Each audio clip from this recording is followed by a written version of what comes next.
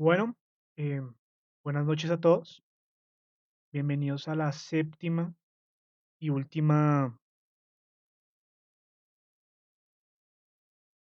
sesión del curso de introducción a la mecánica. Ya con la sesión de hoy terminaremos todos los temas referentes. Les pido el favor de llenar el formulario de asistencia, que ya se los pasaré. También pues no olvidarse de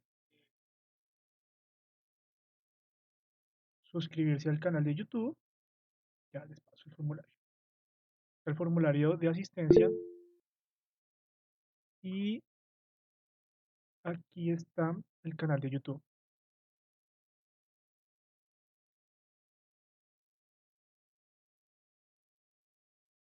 Listo, entonces empecemos. Ahora bien, la clase pasada estuvimos complementando todo lo que se refería a dinámica en una partícula y empezamos con el tema de cinemática de cuerpo rígido. Entonces el día de hoy estudiaremos la cinética de cuerpo rígido y después trataremos un poco el tema de vibraciones. Y bueno, la cinética del cuerpo rígido es las relaciones existentes entre las fuerzas que actúan sobre un cuerpo rígido, la forma y la masa del cuerpo y el movimiento que se produce. Anteriormente habíamos abordado relaciones similares, suponiendo que en ese caso el cuerpo puede considerarse como una partícula. Entonces que su masa podía concentrarse en un punto y que todas las fuerzas actúan en ese punto. Pero la forma del cuerpo, así como la ubicación exacta de los puntos de la aplicación de las fuerzas, no eran tomados en cuenta. ¿Sí? En este módulo estudiaremos no solo el movimiento del cuerpo como un todo, sino también el movimiento del cuerpo en torno a su centro de masa. El planteamiento será considerar a los cuerpos rígidos conformados por un gran número de partículas y utilizar los resultados que se obtuvieron en los capítulos anteriores para el movimiento de sistemas de partículas. De manera específica se emplearán dos ecuaciones para este módulo. La primera es que la sumatoria de fuerzas es igual a la masa por la aceleración centroidal, la cual relaciona la resultante de las fuerzas externas y la aceleración de su centro de masa del sistema de partículas. Y la segunda, que pueden ver ahí en pantalla, será que la sumatoria de momentos en este centro de masa G será igual a la cantidad de movimiento angular del sistema de partículas alrededor de ese punto. Em,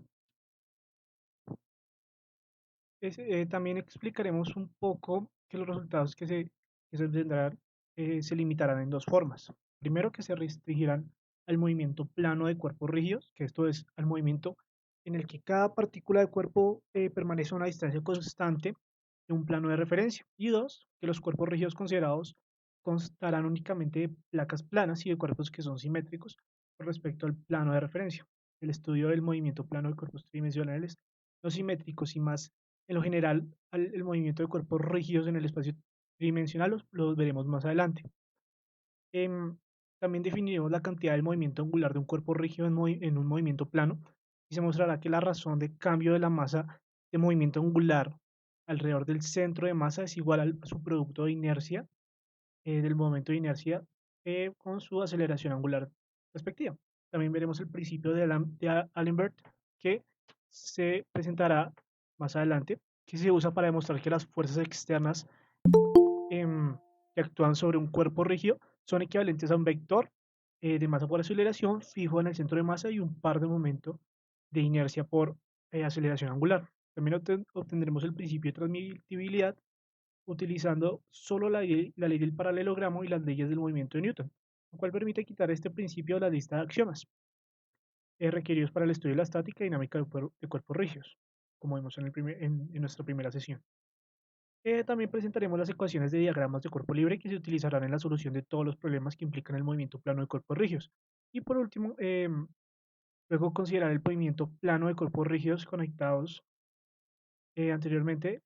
También estaremos preparados para resolver una diversidad de problemas que implican la traslación, la rotación centroidal, el movimiento sin restricciones de cuerpos rígidos. También trataremos la solución de problemas que implican rotación no centroidal, movimiento de rodamiento y otros movimientos planos parcialmente restringidos de cuerpos rígidos.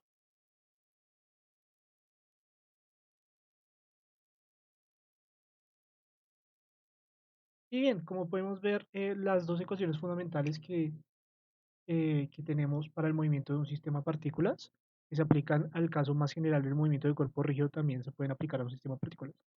La primera ecuación define el movimiento del centro de masa de un cuerpo, que es la primera que ustedes pueden ver, que ya la tratamos, donde m es la masa del cuerpo, y a barrita es la aceleración en el punto del centro de masa, que es g. Y la segunda se relaciona con el movimiento del cuerpo relativo al sistema de referencia centroidal, que es la sumatoria de momentos, igual a la cantidad de movimiento angular. Juntas estas ecuaciones expresan que el sistema de fuerzas externas es equivalente al sistema compuesto por el vector de masa por aceleración en g y el par de momento de la cantidad de movimiento angular. Y bueno, restringiendo el análisis en este punto y para el resto del capítulo del módulo, al movimiento plano de placas rígidas y cuerpos rígidos simétricos con respecto al plano de referencia, podemos demostrar que la cantidad de movimiento angular del cuerpo puede expresarse como esta primera ecuación que pueden ver, que es donde I barrita es el momento de inercia del cuerpo alrededor del eje centroidal perpendicular al plano de referencia, y omega, eso no es un W, es un omega, es la velocidad angular del cuerpo. Al diferenciar ambos miembros de la ecuación, podemos obtener que si diferenciamos esta cantidad de movimiento lineal, también se diferencia el vector, que en este caso es la velocidad angular, o sea, omega. Y por lo tanto, si derivamos la velocidad angular, obtendremos la aceleración angular, que será alfa. Em, y bueno, esto muestra que la razón de cambio de la cantidad de movimiento angular del cuerpo rígido puede representarse mediante un vector de la misma dirección que alfa, que esto es perpendicular al plano de referencia.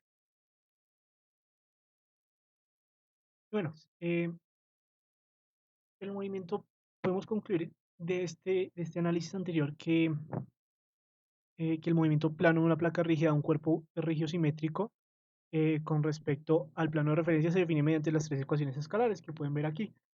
Em, Tanto como estamos hablando de planos, solo estamos hablando de un plano XY, podemos tratar la sumatoria de fuerzas en X, la sumatoria de fuerzas en Y y la sumatoria de momentos. Esta vez no igual a cero como lo tendríamos planeado antes, sino esta vez igual a el momento de inercia centroidal y su respectiva aceleración angular. ¿Sí? Al analizar los diagramas de cuerpo libre podemos observar esto, que el diagrama se comporta así. ¿Sí? Ahora estamos analizando tanto el vector de fuerza como su vector de momento, ¿sí? No como en el caso de estática que solo analizamos diferentes los diagramas de cuerpo libre. Bueno, y el principio de D'Alembert concluye que las fuerzas externas que actúan sobre un cuerpo rígido son realmente equivalentes a las fuerzas efectivas de las diversas partículas que forman el cuerpo. Este enunciado, pues como les digo, se conoce como principio de D'Alembert, puede expresarse en la forma del diagrama vectorial que podemos ver acá, ¿sí? Donde las fuerzas efectivas se han representado mediante un vector MA fijo en el punto G y un par I por alfa.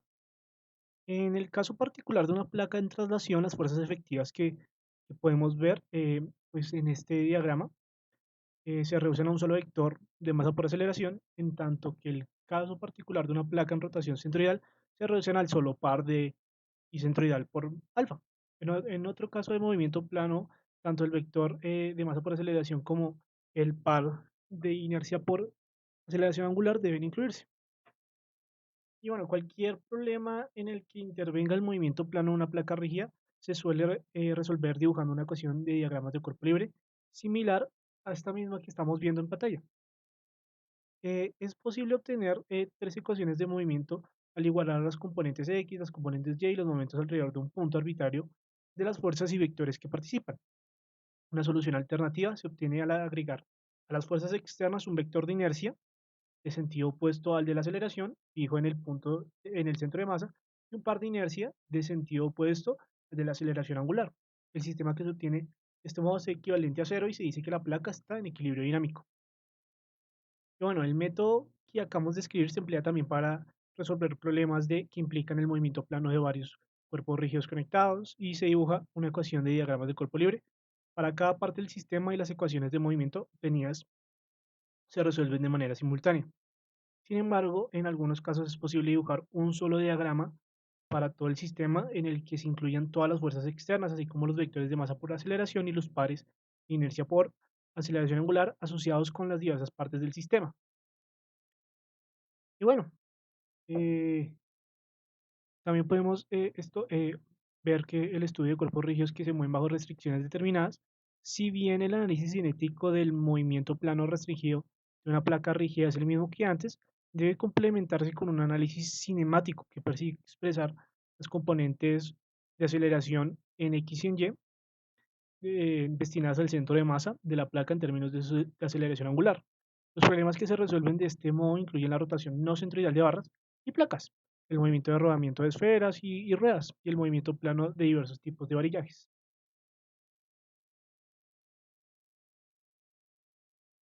Bueno, pasamos a al siguiente módulo que se refiere ya como si a la cinética de cuerpos rígidos. ¿Sí? En este punto se usa el método del trabajo y la energía, el del impulso y la cantidad de movimiento para analizar el movimiento plano de cuerpos rígidos y de sistemas de cuerpos rígidos. Primero se considera el método del trabajo y la energía, que ya hemos visto anteriormente para los casos de partícula. También definiremos el trabajo de una fuerza y de un par, y se obtendrá una expresión para la energía cinética de un cuerpo rígido en un movimiento plano. El principio del trabajo y la energía se utiliza después para resolver problemas en los que participan desplazamientos y velocidades. También aplicaremos el principio de la conservación de la energía a la solución de una diversidad de problemas de ingeniería. También analizaremos el principio de impulso y la cantidad de movimiento que se aplica en la solución de problemas que implican velocidades y tiempo. Y se presentará y estudiará el concepto de la conservación de cantidad de movimiento angular. Por último, se considerarán problemas que incluyen el impacto excéntrico de cuerpos rígidos. Como analizamos en el caso de las partículas, se usa el coeficiente de restitución entre cuerpos que chocan, aunando el principio de impulso y cantidad de movimiento en la solución de problemas de impacto.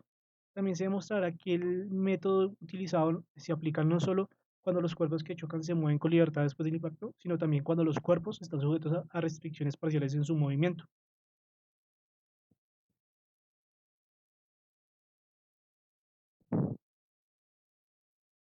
Y bueno, vamos a empezar.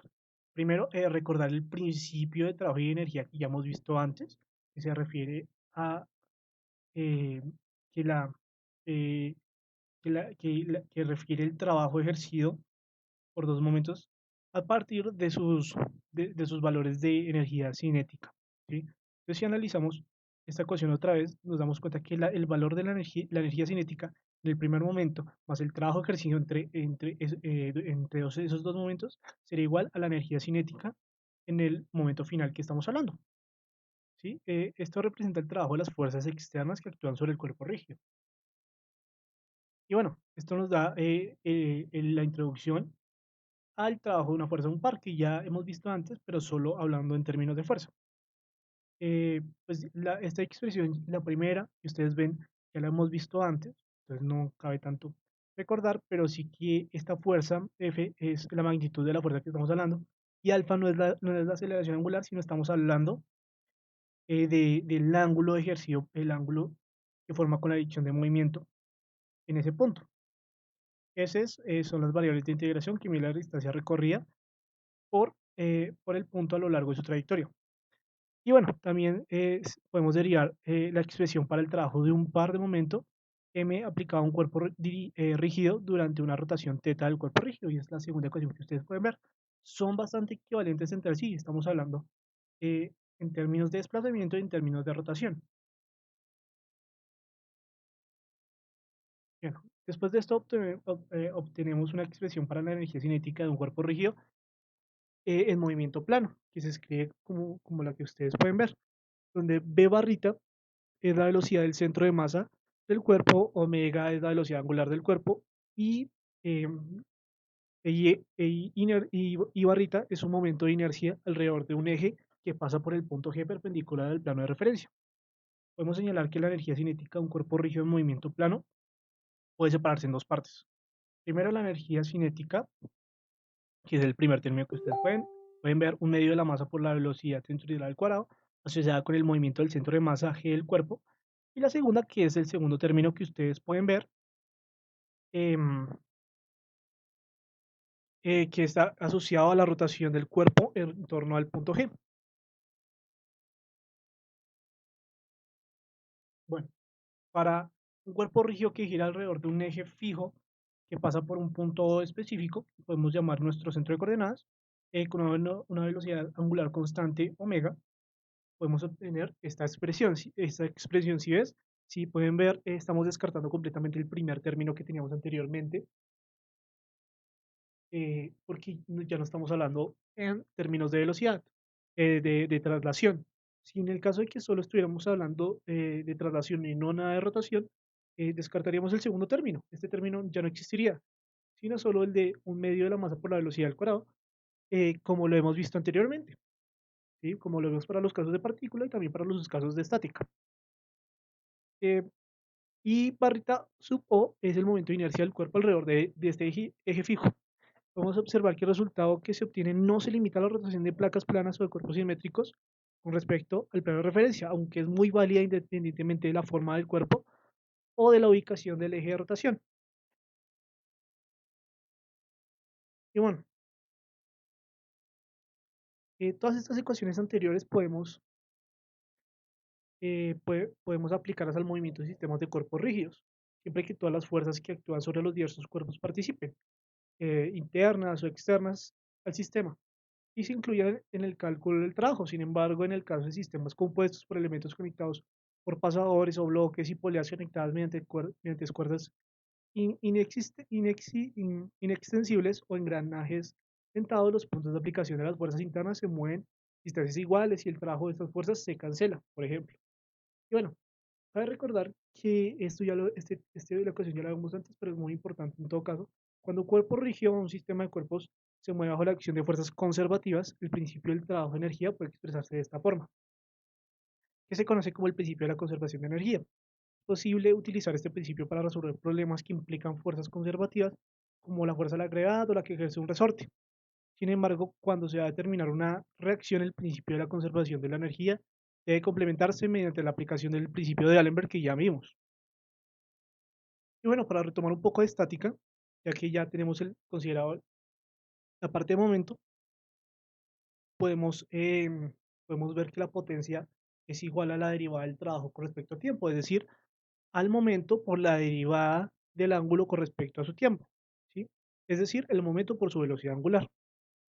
Em, y bueno, ya con esto podemos entrar a la parte de impulso y cantidad de movimiento y su aplicación en la solución de diversos tipos de problemas que incluyen el movimiento plano de placas rígidas y cuerpos rígidos simétricos con respecto al plano de referencia. Primero, es importante recordar el principio de impulso y cantidad de movimiento en la forma en que se deduce anteriormente para un sistema de partículas y ahora los vamos a aplicar a cuerpos rígidos, ¿sí? Entonces, más como ecuación podemos retomarlo como concepto, si es que la cantidad de movimiento del primer sistema o el primer momento, el primer momento de tiempo, más el impulso existente entre ambos momentos de tiempo va a ser igual a la cantidad de movimiento del último sistema o del último momento de tiempo. Y bueno, con esto podemos demostrar que para una placa rígida, un cuerpo es rígido simétrico con respecto al plano de referencia, el sistema de las cantidades de movimiento de las partículas que forman el cuerpo es equivalente a un vector m por velocidad centroidal conectado con su punto de aplicación en el centro de masa del cuerpo y un par de un par de inercia centroidal por velocidad angular. El vector que pueden ver en la segunda parte de la figura de masa por velocidad centroidal se asocia con la traslación del cuerpo con el punto G y representa la cantidad de movimiento lineal del cuerpo, en tanto que el par y barrita por velocidad angular corresponde a la rotación del cuerpo alrededor del punto G y representa la cantidad de movimiento angular del cuerpo alrededor de un eje que pasa por el punto G. Y bueno, esto puede expresarse en forma gráfica, como podemos ver aquí, dibujando tres diagramas que representan respectivamente al sistema de las cantidades de movimiento iniciales del cuerpo, los impulsos de las fuerzas externas que actúan sobre el cuerpo y el sistema de las cantidades de movimiento finales del cuerpo. Al sumar e igualar de manera respectiva los componentes X, las componentes Y y los momentos alrededor de cualquier punto dado de los vectores que se indican en la figura, se obtienen tres ecuaciones de movimiento que pueden resolverse respecto a las incógnitas deseadas. En problemas que tienen que ver con varios cuerpos rígidos conectados, cada cuerpo puede considerarse de manera separada, o si no intervienen más de tres incógnitas, es posible aplicar este principio de impulso y cantidad de movimiento al sistema completo, considerando solo los impulsos de las fuerzas externas. Cuando las líneas de acción de todas las fuerzas externas que actúan, em, ¿me escuchan bien? Espero que me escuchen bien. Eh, Cualquier cosa me van contando. Bueno, vuelvo a repetir, cuando las líneas de acción de todas las fuerzas externas que actúan sobre un sistema de cuerpos rígidos pasa por un punto O, se conserva la cantidad de movimiento angular del sistema alrededor de O. Se sugirió que los problemas que implican la conservación de la cantidad de movimiento angular se resuelvan con el método general que antes describimos. Y bueno, la última parte de este módulo la referiremos al movimiento impulsivo y el impacto excéntrico de los cuerpos rígidos específicamente. Podemos recordar que el método de impulso de la cantidad de movimiento es el único método práctico para la solución de problemas que implican el movimiento impulsivo y que el cálculo de impulso en tales problemas es en particular simple. Podemos recordar también que el impacto excéntrico de dos cuerpos rígidos se define como un impacto en el cual los centros de masa de los cuerpos rígidos que chocan no se localizan sobre la línea de impacto. Y podemos demostrar que en una situación de este tipo se sigue cumpliendo la relación similar que vimos anteriormente para el caso de partículas. Y en la que interviene el coeficiente de restitución E, que podemos ver en la ecuación. Pero se deben usar las velocidades de los puntos A y B, donde ocurre el impacto durante que ocurre el contacto durante el impacto. En consecuencia, podemos ver estas ecuaciones, donde B' y E' son los componentes después del impacto y B y los B sin la comita que significa prima corresponden a las velocidades antes del impacto. ¿Sí? Y esta ecuación es aplicable solo cuando los cuerpos que chocan se mueven con libertad después del impacto, sino también cuando están parcialmente restringidos en su movimiento. Debe usarse junto con una o varias ecuaciones obtenidas al aplicar el principio de impulso y cantidad de movimiento, y también podemos considerar un problema donde es posible combinar el método del impulso, la cantidad de movimiento y el método de trabajo de la energía para su resolución respectiva. Bueno, ahora pasamos al siguiente módulo referente a la última parte de cinética del cuerpo rígido, que trata de la cinética específicamente en cuerpos tridimensionales. Y bien, en los capítulos anteriores estudiamos el movimiento plano de los cuerpos rígidos y sistemas de cuerpos rígidos. Eh, en el módulo 16, en el módulo 23, qué pena, revisamos que, que nuestro estudio se limitó más a placas planas y de cuerpos simétricos respecto al plano de referencia. Sin embargo, muchos de los resultados fundamentales que se obtienen de esos módulos siguen siendo válidos en el caso del movimiento de un cuerpo rígido en tres dimensiones. Y por ejemplo, tenemos estas ecuaciones fundamentales que ya hemos tratado bastante en los dos módulos anteriores, sobre las cuales se basa el análisis de movimiento plano de un cuerpo rígido, y estas siguen siendo válidas en el caso más general de un movimiento de en el espacio de un cuerpo rígido. Estas ecuaciones expresan el sistema de las fuerzas externas en equivalencia al sistema consistente en el vector m por aceleración centroidal del par de momento de cantidad de movimiento angular, como pueden ver en la imagen.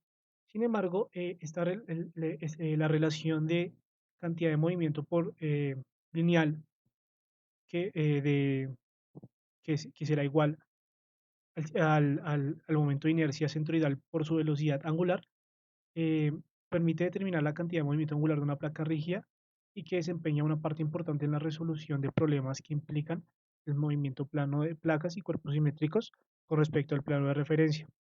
Deja de ser válida en el caso de cuerpos no simétricos o movimientos en tres dimensiones. En consecuencia, en la primera parte de este módulo se formulará un método más general para calcular la cantidad de movimiento angular de un cuerpo rígido en tres dimensiones.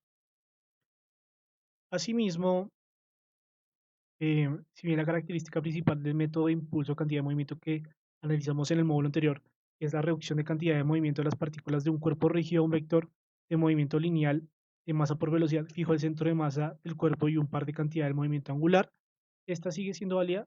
La relación de inercia por velocidad angular debe descartarse y sustituirse por la relación más general que podemos formular más adelante antes de que este método pueda aplicarse al movimiento tridimensional de un cuerpo rígido. También podemos advertir que el principio del trabajo y la energía y el principio de conservación de la energía continúan aplicándose en el caso del movimiento de un cuerpo rígido en tres dimensiones. Sin embargo, la expresión que se obtiene em, para energía cinética de un cuerpo rígido en movimiento plano que vimos anteriormente será sustituida por una nueva expresión desarrollada en este módulo para un cuerpo rígido en movimiento tridimensional. También aprenderemos a determinar la razón de cambio de la cantidad de movimiento angular del cuerpo rígido tridimensional, utilizando un sistema de referencia rotatorio con respecto al cual los momentos y los productos de inercia del cuerpo permanecen constantes. Expresaremos estas primeras ecuaciones entonces en forma de ecuaciones de diagramas de cuerpo libre, las cuales pueden utilizarse para resolver diversos problemas que implican movimiento tridimensional de cuerpos rígidos. Y bueno, la última parte de este módulo la dedicaremos al estudio del movimiento de giroscopio, de manera más general, de un cuerpo simétrico con respecto a un eje con un punto fijo localizado sobre su eje de simetría. Y también consideraremos el caso particular de la precesión continua de un giroscopio y también analizaremos el movimiento de un cuerpo simétrico con respecto a un eje que no está sujeto a alguna fuerza, salvo su propio peso.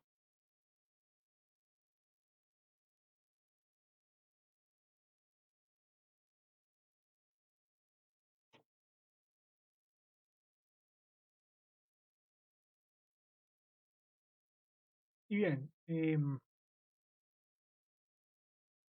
podemos ver que los componentes rectangulares de la cantidad del movimiento angular de un cuerpo rígido pueden expresarse en términos de las componentes de su velocidad angular, omega, y sus momentos y productos centroidales de inercia de la manera siguiente. ¿Sí? Como pueden ver, esto se puede expresar de manera em, como más ordenada en una forma matricial debido a que las cantidades de movimiento, tanto angular como lineal, estamos hablando de productos vectoriales. Por eso lo podemos tratar así. Pero si estamos hablando de ejes principales de inercia, como podemos ver aquí, se simplifica bastante, ¿sí? Y estas relaciones se reducen a solo en los momentos de inercia con sus respectivas velocidades angulares en los ejes que estamos hablando, pero estas relaciones solo serían para ejes principales de inercia y tocaría hacer la respectiva transformación si queremos hablar de eh, los ejes principales X, Y, Z, sin la prima. Se observa que en general la cantidad de movimiento angular y la velocidad angular no tienen la misma dirección. Sin embargo, la tendrán si la velocidad angular está dirigida a lo largo de uno de los ejes principales de inercia del cuerpo. Y bueno, como el sistema de cantidades de movimiento de las partículas que forman un cuerpo rígido puede reducirse al vector de masa por velocidad asociado al centro de masa y al par de cantidad de movimiento lineal, se advirtió que una vez que ha determinado la cantidad de movimiento lineal y la cantidad de movimiento angular del cuerpo rígido, la cantidad de movimiento angular eh, del cuerpo alrededor de cualquier punto O se puede describir de esta forma. ¿Sí? Hablando, esto es muy parecido al, al teorema de ejes paralelos que vimos alguna vez en la parte estática, que se refiere a la suma de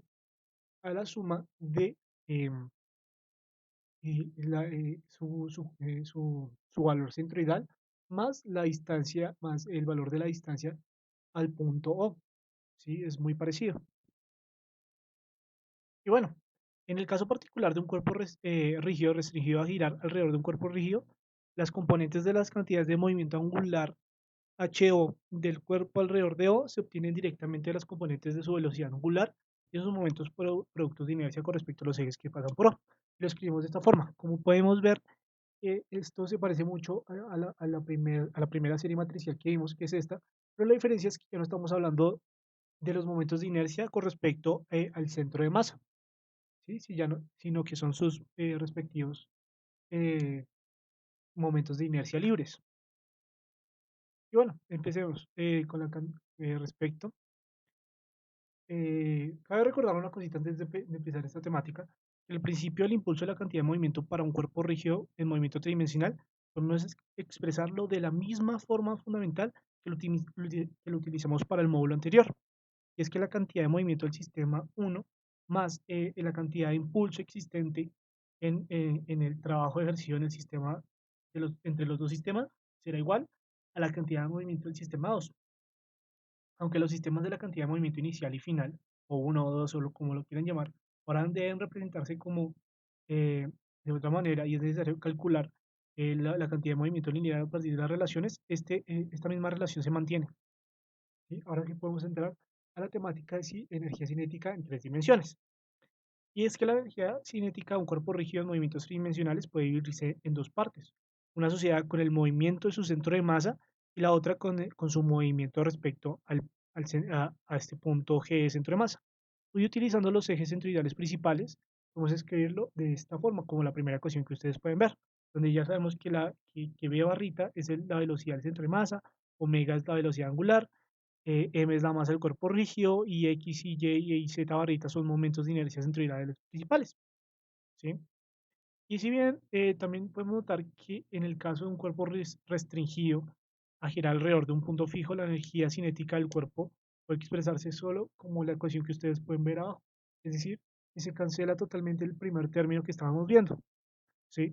Donde estos ejes X', Y, Z' son los ejes principales de inercia del cuerpo, no. Los resultados que se obtienen posibilitan extender el movimiento tridimensional de un cuerpo rígido a la aplicación del principio de trabajo de la energía y del principio de conservación de la energía.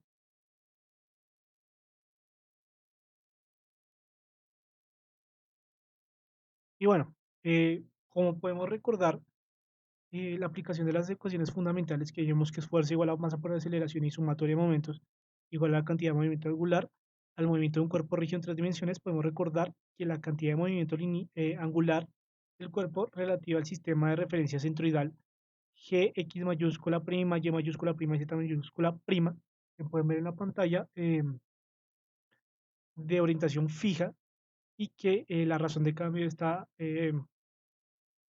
esta cantidad de movimiento angular en esta ecuación representa la tasa de cambio con respecto de la cantidad de movimiento angular con respecto a este sistema de referencia. Y podemos ver que cuando el cuerpo gira, sus momentos y productos de inercia con respecto a este sistema, G', Y' y Z' cambian en forma continua.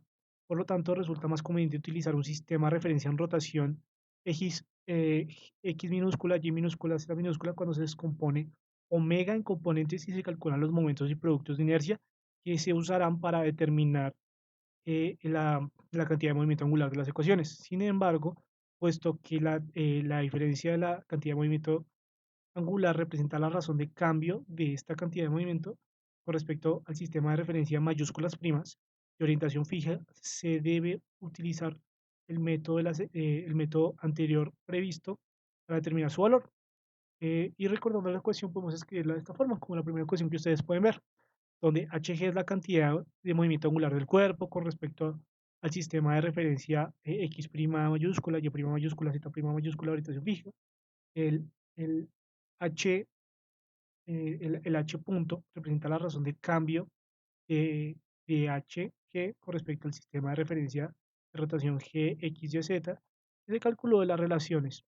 Y este omega grande, este es un omega mayúscula, W, el que se parece a un W es un omega minúscula, este es un omega mayúscula, que se refiere a la velocidad angular del sistema de referencia en rotación al sistema coordenado X, Y, Z minúscula. Y si lo podemos expresar como las ecuaciones fundamentales, podemos decir que todo esto va a ser igual a la sumatoria de momentos en el centro de masa. Si el sistema de referencia de rotación está realmente sujeto al cuerpo, su velocidad angular omega mayúscula es idénticamente igual a la velocidad angular omega minúscula del cuerpo. Sin embargo, hay muchas aplicaciones en las que tiene ventajas utilizar un sistema de referencia que no está asociado con el cuerpo, sino que gira de una manera independiente. Y bueno, eh, con omega mayúscula igual a omega minúscula y utilizando los ejes principales y escribiendo esa ecuación en una forma escalar, vamos a obtener las ecuaciones de movimiento de Euler y un análisis de la solución de estas ecuaciones, de las ecuaciones escalares correspondientes a estas ecuaciones llevan a extender al principio de Allenberg que ya vimos antes em, respecto al movimiento tridimensional de un cuerpo rígido y a concluir que el sistema de fuerzas externas que actúan sobre el cuerpo rígido no es solo equivalente, sino en verdad equivalente a las fuerzas efectivas del cuerpo representado por el vector de masa por aceleración centroidal y el par Hg, H.G, qué pena. Los problemas que implican el movimiento tridimensional de un cuerpo rígido pueden resolverse considerando la ecuación de diagramas de cuerpo libres representados en esta figura que pueden ver en pantalla y escribiendo ecuaciones escalares apropiadas que relacionen los momentos o los componentes o momentos de las fuerzas externas y las fuerzas efectivas.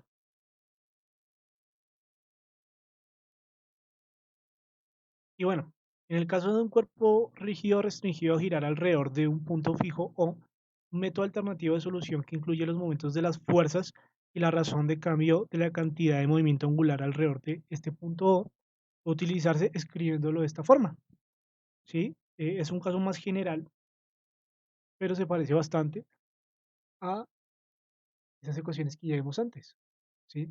Creo que ya estamos hablando de un punto cualquiera y no necesariamente el centro de masa. Entonces, la sumatoria MO significa suma de momentos alrededor del punto O de las fuerzas aplicadas al cuerpo rígido. HO, que pueden ver al final, representa la cantidad de movimiento angular del cuerpo con respecto al sistema de referencia fijo, o X, Y, Z mayúscula. eh, H punto de O con respecto a G, X, Y, Z, corresponde a la razón de cambio de O de este de esta cantidad de movimiento angular con respecto a un sistema de referencia en rotación que se calculará mediante las relaciones. Como ya sabemos, este omega mayúscula corresponde a la velocidad angular del sistema de referencia en rotación. Este planteamiento puede utilizarse para resolver ciertos problemas que implican la rotación de un cuerpo rígido alrededor de un eje fijo, por ejemplo, una flecha rotatoria desbalanceada. Y bueno, vamos a tratar el tema de movimiento de un giroscopio, ¿sí? Y otros cuerpos simétricos con respecto a un eje. Al introducir los ángulos de Euler, que son phi, teta y psi, PSI, creo que se dice psi, no estoy muy seguro, para definir la posición de un giroscopio se observa que sus derivadas, es decir, estos ángulos con un punto arriba, representan respectivamente las velocidades de precesión, nutación y giro del giroscopio. Al expresar las velocidades angulares en términos de estas derivadas, podemos escribirlo de esta forma. Y bueno, donde estos vectores unitarios, ¿sí? Se asocian con el sistema de referencia. Este sistema será O, X, Y, Z asociado con el balancín interno del giroscopio y lleva en consecuencias de la velocidad angular, que será esto, que pueden ver acá. Y estará relacionada con esta gráfica que pueden ver. Al denotar por I el momento de inercia del giroscopio con respecto a su eje de giro Z y por I' su momento de inercia con respecto a un eje transversal que pasa por el punto O, podemos escribir la cantidad de movimiento angular de esta forma, como la segunda ecuación que pueden ver. Al sustituir a HO y omega en la ecuación lleva a ecuaciones diferenciales que definen el movimiento del giroscopio. Y bueno, y vamos a tratar el caso particular de precesión estable, que es una de las componentes de el movimiento de un giroscopio. En este caso particular, el ángulo teta de velocidad de precesión y phi y la velocidad, el ángulo teta, la velocidad de precesión que se mide en phi y la velocidad de giro, que es psi punto, permanecen constantes. Se vio que en un movimiento de este tipo solo es posible que los momentos de las fuerzas externas alrededor de O satisfacen esta relación. Esto es si las fuerzas externas se reducen a un par de momento igual al miembro del lado derecho de la ecuación y se aplican alrededor de un eje perpendicular al eje de precesión y al eje de giro. Y podemos finalizar con el análisis de movimiento de un cuerpo simétrico con respecto a un eje que gira y precede sin someterse a ninguna fuerza. Bueno, con esto terminamos este módulo y llegamos al último módulo, a la última parte de todo el curso que se refiere a la parte de vibraciones mecánicas.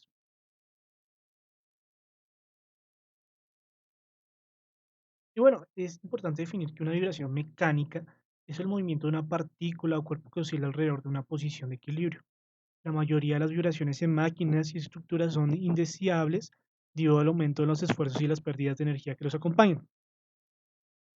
Por lo tanto, es necesario eliminarlas o reducirlas en el mayor grado posible mediante un diseño apropiado. El análisis de vibraciones se ha vuelto cada vez más importante en los últimos años debido a la tendencia actual para producir máquinas de más alta velocidad y estructuras más ligeras.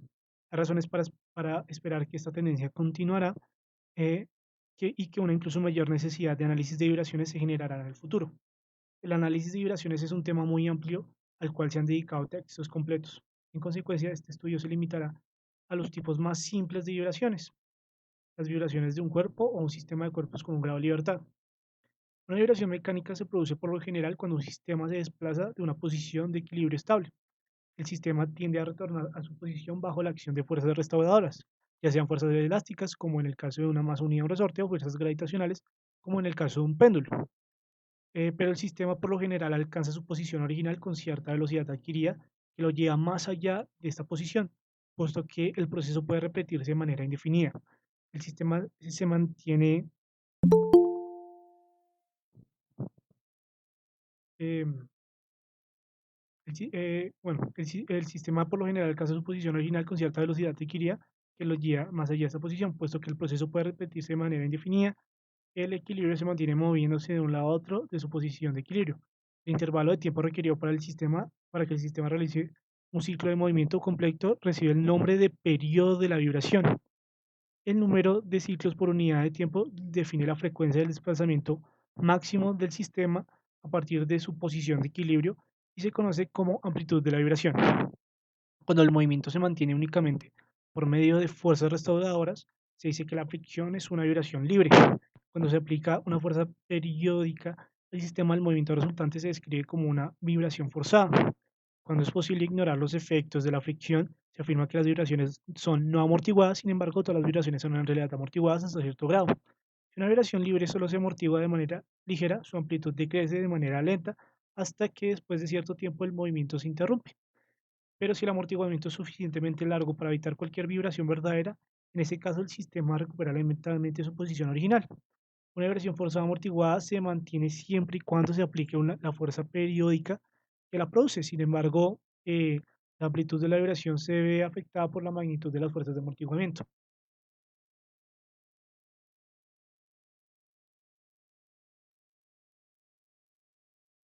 Y bueno, vamos a empezar con la primera parte, que son las vibraciones libres de una partícula.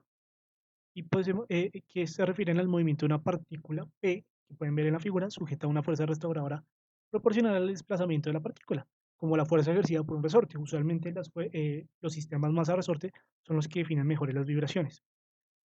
Si el desplazamiento de la partícula P se mide desde su posición de equilibrio, la fuerza resultante que actúa sobre P tiene magnitud Kx, como la podemos ver en esta ecuación diferencial, y está dirigida al punto O.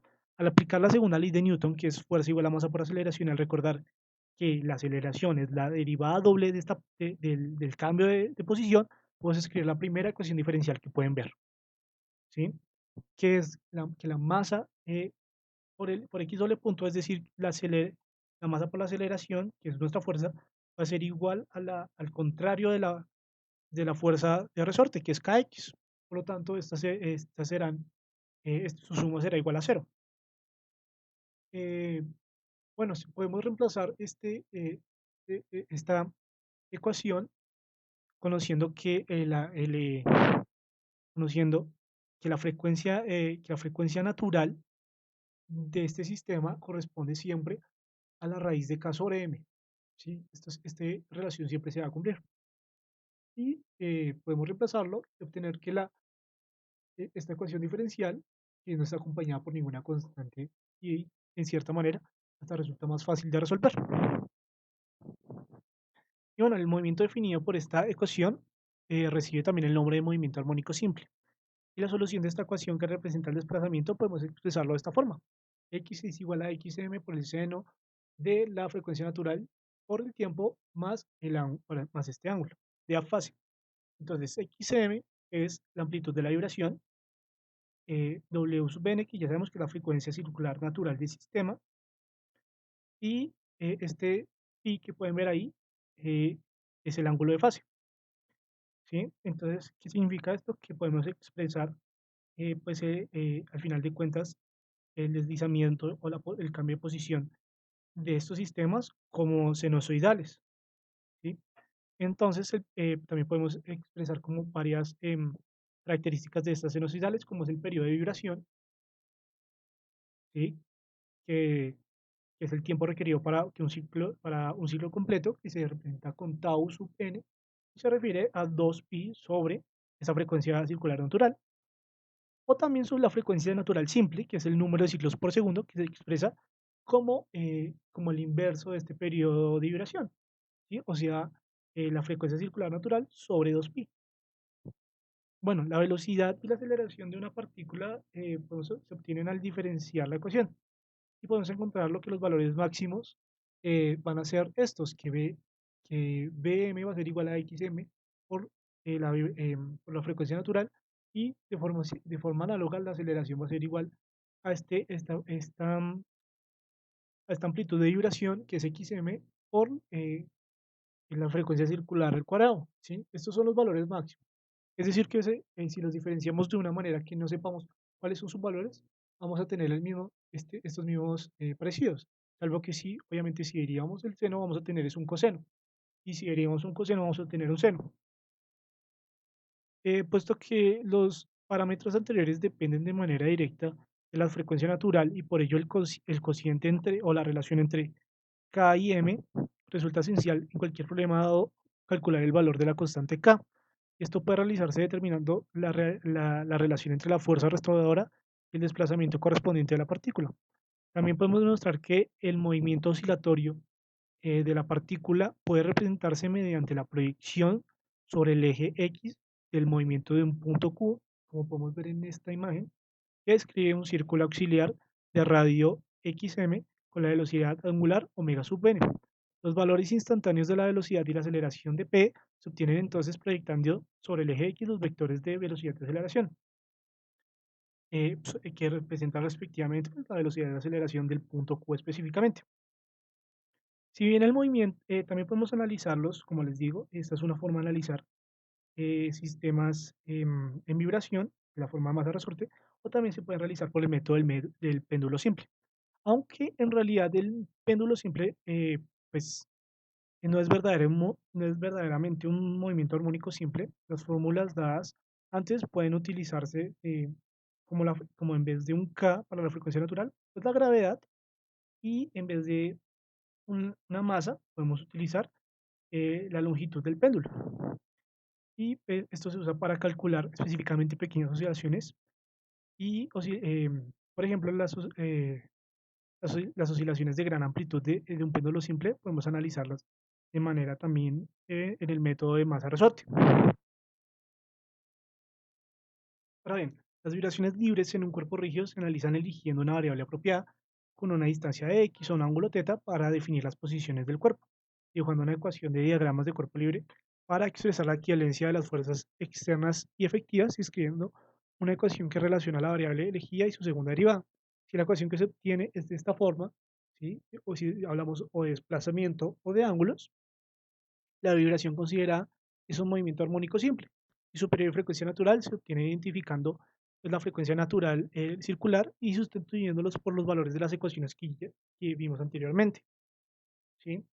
Se comporta de la misma manera, salvo que ahorita sí estamos hablando de rotación específica, que no cambia mucho para el hecho de vibraciones.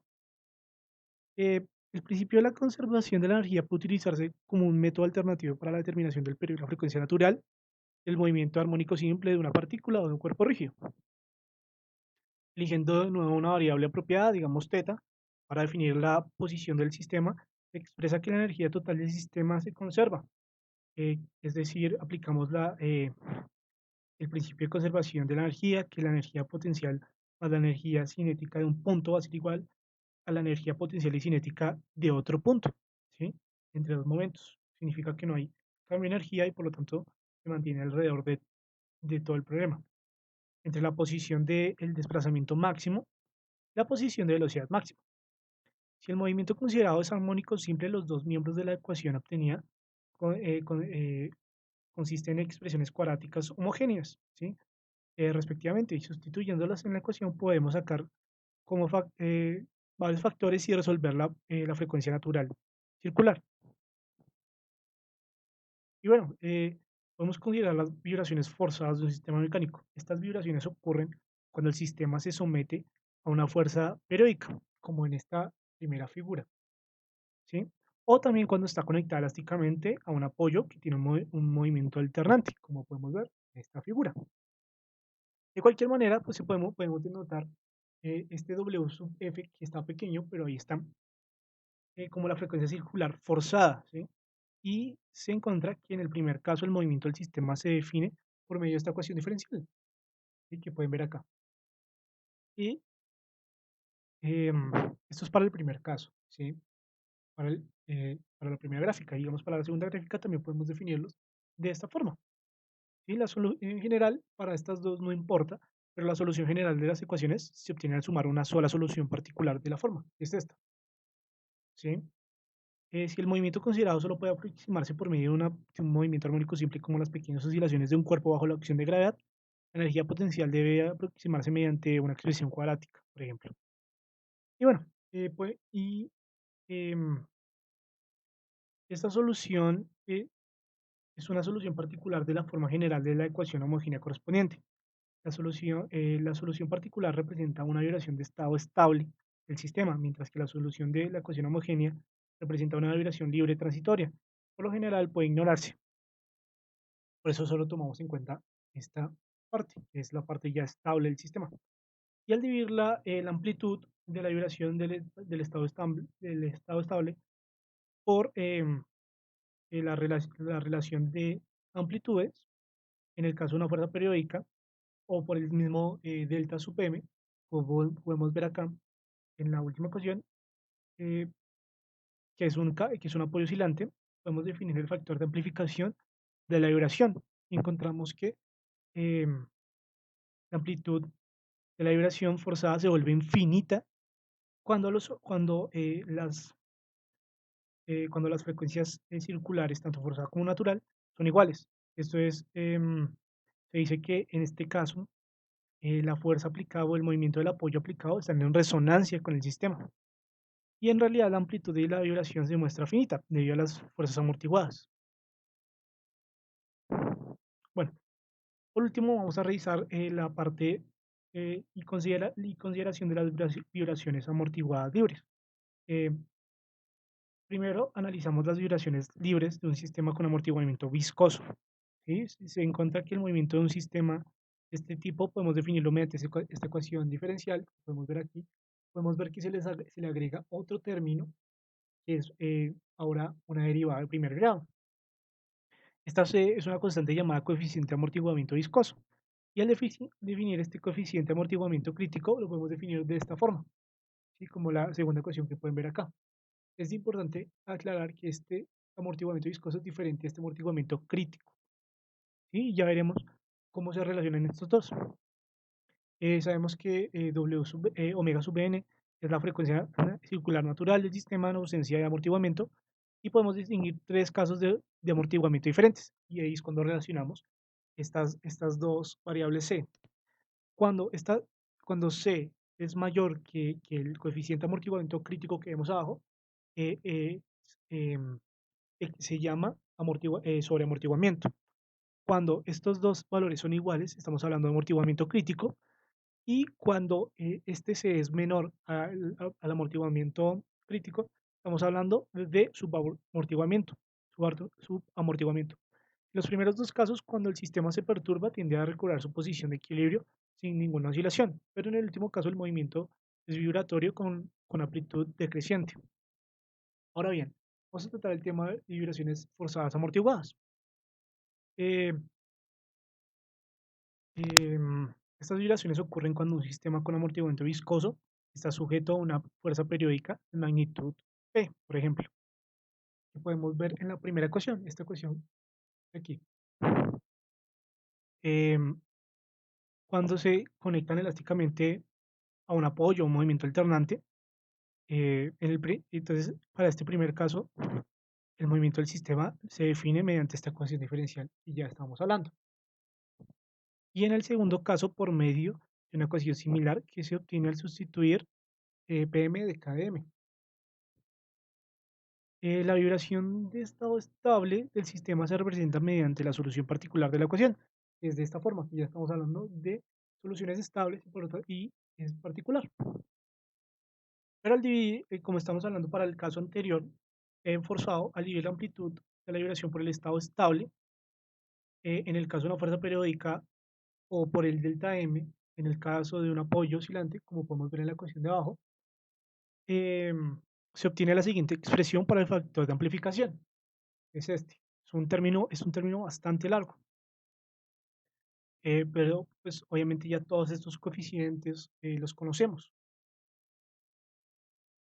También podemos encontrar que la diferencia de fase eh, entre la fuerza o el movimiento de los apoyos aplicados y la vibración resultante de estado estable, el sistema amortiguado, podemos definirlo por esta relación tangencial, ¿sí? Que la tangente de este ángulo va a ser igual a esto. Y refiere, pues, como les cuento, a la diferencia de fase.